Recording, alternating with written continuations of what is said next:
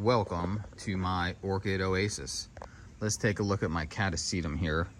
There's some of these are not called Catasetum. They're in the same genus, but basically they all work the same way. They have these little stems, and the big thing with them is you do not water them or feed them at all in the winter, like late fall, winter. You only start watering and feeding them in the spring when these shoots are already like this high.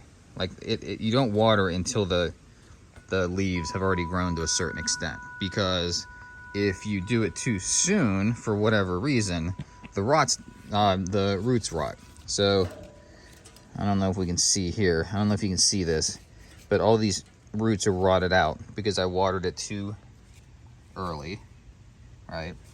And then here are some healthy roots coming out, but you really don't want to start watering this until the roots are like real long and mature, because for whatever reason they do not rot in that situation. So once they're real big like this, you're fine. They want a ton of water, like basically wet all the time. If you look in here, it's like wet, not sopping wet, but wet. Tons of fertilizer. You see all that fertilizer I have in there? Here's a good example of it rotting. I gave it too much water too early. See how the roots are coming off? Those are rotted roots. And inside there are like the part that supplies nutrients, but some of these other ones are fine because they were already in the dirt by the time I overwatered and they did not rot. But you got to be careful with these guys. So once you do start watering them in the spring and summer, you drench them all the time, give them tons and tons of fertilizer. You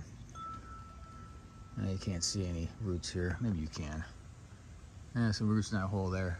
But yeah, they go root crazy. Like if you pull this thing out in fall, you won't believe how many roots these things make.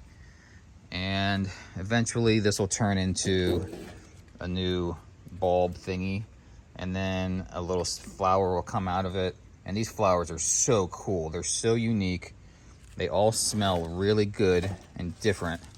I have one that smells like a banana, like really smells like a banana. So I'd encourage you. They're not that scary. I mean, you just have to get to the whole thing where you don't water and feed them at the wrong time of year. As long as you don't do that, really, you should be fine. And you will, really, they're very easy orchids. People kind of get freaked out by them, but Catasetum,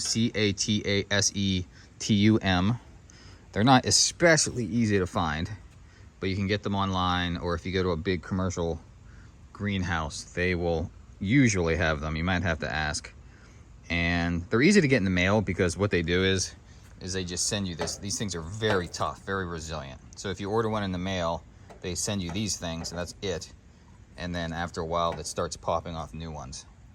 So these are great to order in the mail. I've gotten several in the mail, and I'm excited to see what's going to happen with them. The other thing that's weird is the Catasetum have male and female flowers. I do not understand at all how this works, but like this one here, it's pretty big. But look at the flowers. Weird. Look at these flowers. What is that? It's like that because that's the female flower. The male flowers are showy and they smell good. Yeah, that doesn't smell like anything. So I don't know what happened here. I don't know how to make the male. I don't know how to get the right kind of bloom. I don't know if it's just chance or what the deal is. So there's a male-female flower thing going on. If anyone has any comments on how that works, please let me know in the comment area. So I think that's all I have as far as my Catasetum rant goes today. Like I said, don't be scared of them. If you have any questions or anything, just let me know in the comments, and I will be more than happy to help.